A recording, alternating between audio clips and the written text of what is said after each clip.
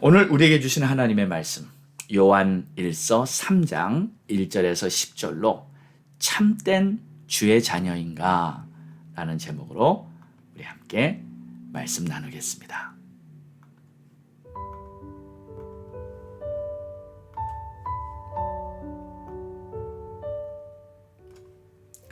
보라, 아버지께서 어떠한 사랑을 우리에게 베푸사 하나님의 자녀라 일컬음을 받게 하셨는가?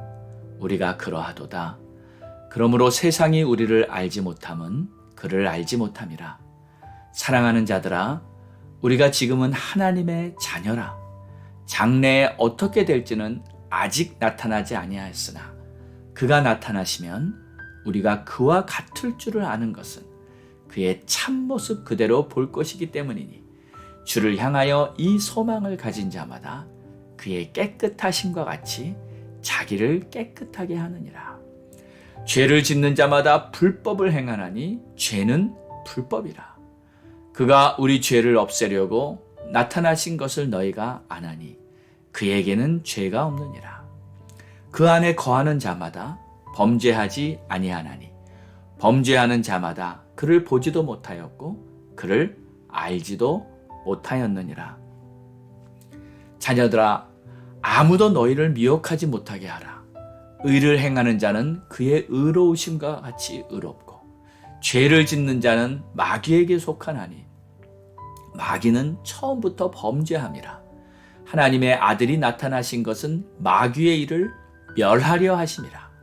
하나님께로부터 난 자마다 죄를 짓지 아니하나니 이는 하나님의 씨가 그의 속에 거하며 그도 범죄하지 못하는 것은 하나님께로부터 났음이라. 이러므로 하나님의 자녀들과 마귀의 자녀들이 드러나나니 무릇 의를 행하지 아니하는 자나 또는 그 형제를 사랑하지 아니하는 자는 하나님께 속하지 아니하리라. 아멘.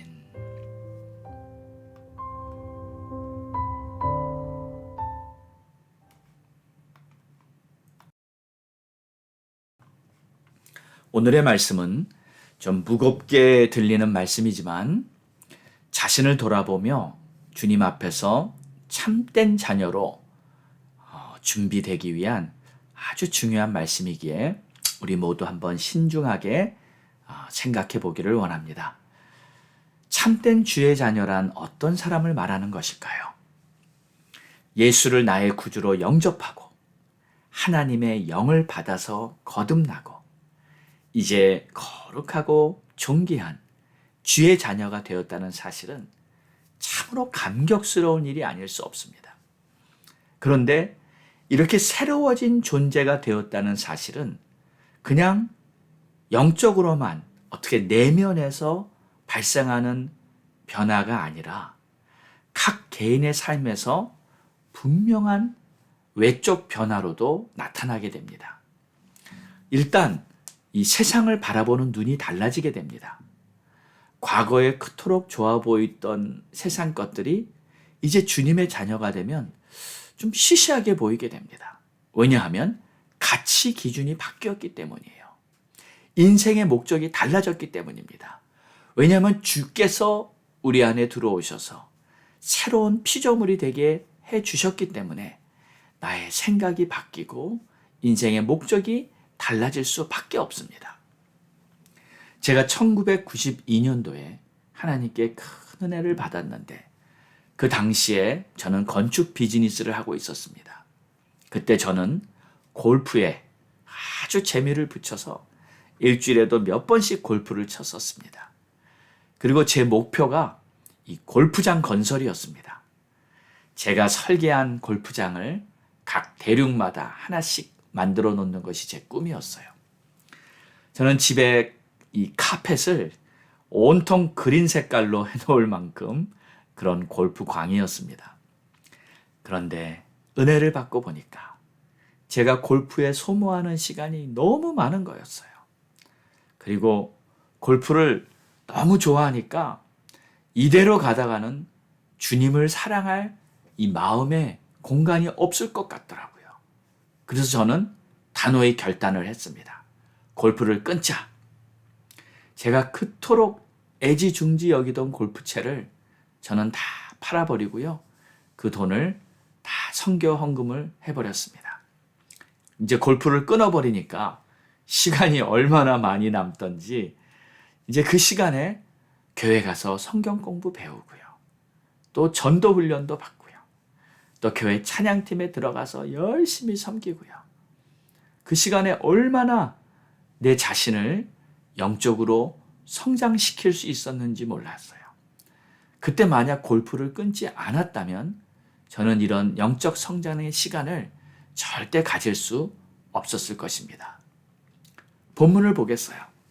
보라, 아버지께서 어떠한 사랑을 우리에게 베푸사 하나님의 자녀라 일컬음을 받게 하셨는가.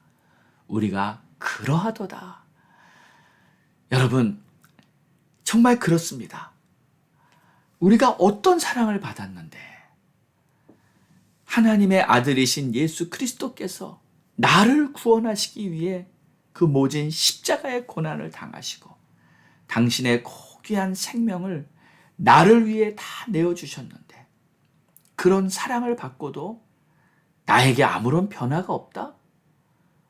그렇다면 그걸 어떻게 이해해야 하는 것입니까?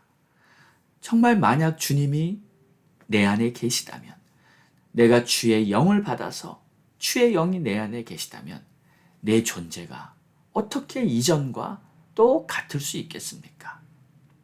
그래서 주를 향하여 이 소망을 가진 자마다 그의 깨끗하심과 같이 자기를 깨끗게 하느니라. 저는요, 이렇게 큰 은혜 받고 나니까 인생의 목적이 완전히 바뀌었어요. 골프장 건설이 꿈이다 하면서 열심히 골프만 치던 제가 이제는 하나님 나라 건설이 꿈이다 하며 열심히 복음을 전하는데 온 힘을 쏟을 수가 있었습니다. 그러면서 참된 주의 자녀로 이렇게 거듭나고 보니까 한 가지 더 변한 것이 있었어요. 그것은 바로 죄를 짓지 않는 것이었습니다. 술, 담배를 즐기면서 그전에도 교회는 다녔죠. 근데 여전히 교회는 교회대로 다니고 세상에 나가면 세상 사람과 다를 바 없이 죄를 지면서 살았었습니다.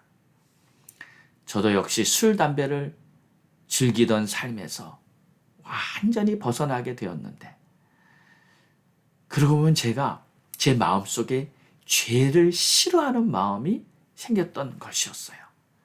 자신을 깨끗게 하고 싶은 새로운 소망이 생겼던 것입니다.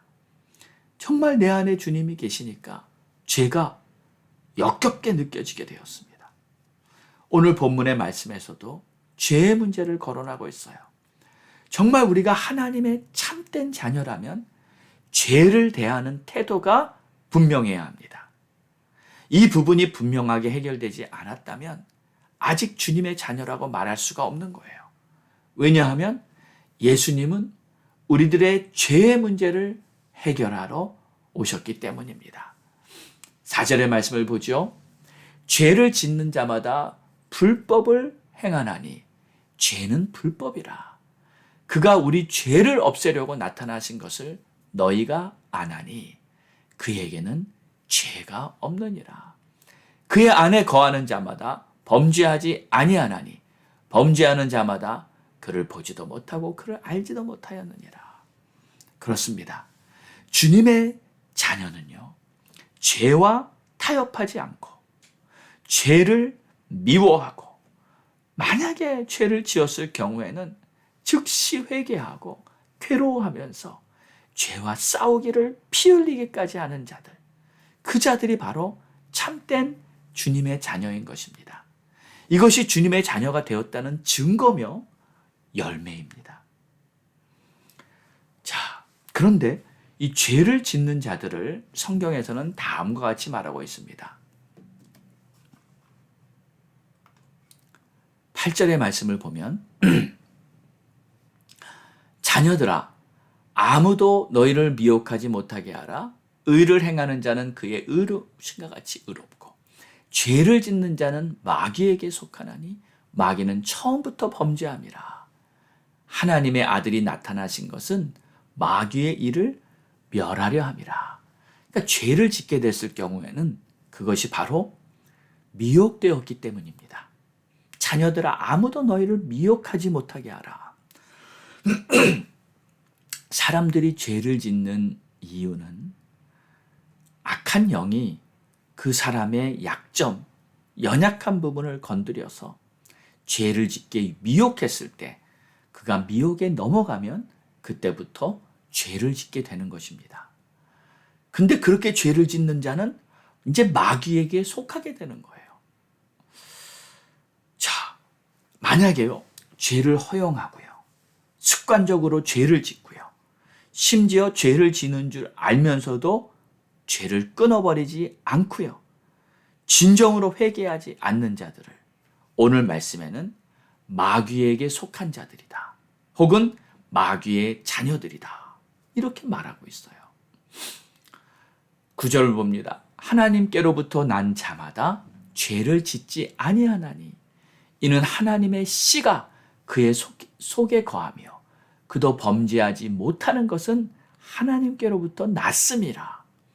이러므로 하나님의 자녀들과 마귀의 자녀들이 드러나나니 무릇 의를 행하지 아니하는 자나 또는 그 형제를 사랑하지 아니하는 자는 하나님께 속하지 아니하리라. 여기서 하나님의 자녀들과 마귀의 자녀들이 드러나나니, 이 말은 하나님의 자녀들과 마귀의 자녀들이 이제 구별된다는 말입니다. 예수님께서도 분명히 이런 말씀을 하셨어요. 모두가 그냥 다 같이 있다가 마지막 때에 구별이 된다. 알곡과 가라지가 구별되고 양과 염소가 구별되고 기름 있는 5 처녀와 기름 없는 5 처녀가 구별되는 것입니다. 다 같이 있을 때는 모릅니다. 다 교회 다닐 때는 다 그냥 하나님의 자녀처럼 보입니다. 그런데 막상 우리 주님 오실 때가 가까우고 그 때가 되면 이제 하나님의 자녀들과 마귀의 자녀들이 드러납니다. 구별됩니다. 어제요, 제가 잘 아는 선교사님이 이제 이메일을 보내오셨습니다. 주님께 받은 메시지를 모두에게 전해야 한다고 이 이메일을 보내셨는데, 지금 교회들이 얼마나 영적으로 타락해 있는지 큰 책망을 하는 그러한 메시지였습니다. 저도 그 메일을 읽어보면서 가슴이 메어왔습니다. 그리고 주여, 주여 탄식이 나왔습니다. 이렇게 기도할 수밖에 없었어요. 주님, 우리들을 좀 불쌍히 여겨주세요. 불쌍히 여겨주세요. 이 말밖에 안 나오더라고요. 그렇습니다. 지금 이 시대의 교회들은 거룩함을 상실했습니다. 신앙의 믿음을 지키고 믿음으로 살고자 하는 간절함과 사모함도 다 상실해버렸습니다. 하나님에 대해서는 너무 잘합니다. 머리로는 너무 잘합니다.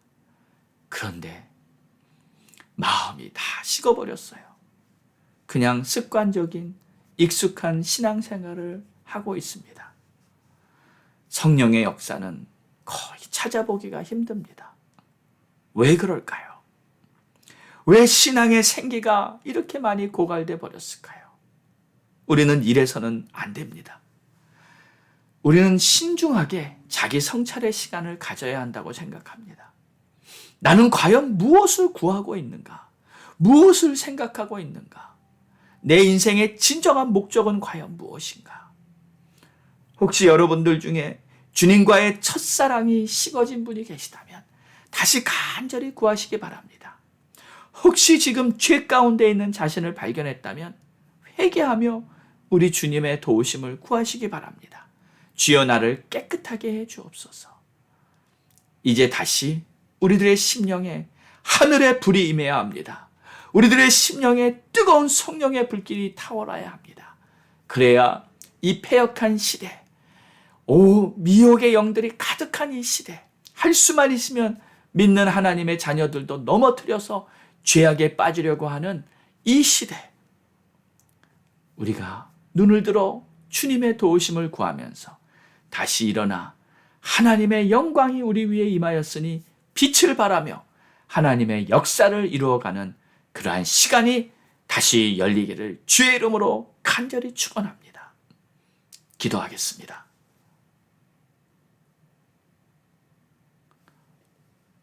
오 하나님 아버지 감사합니다.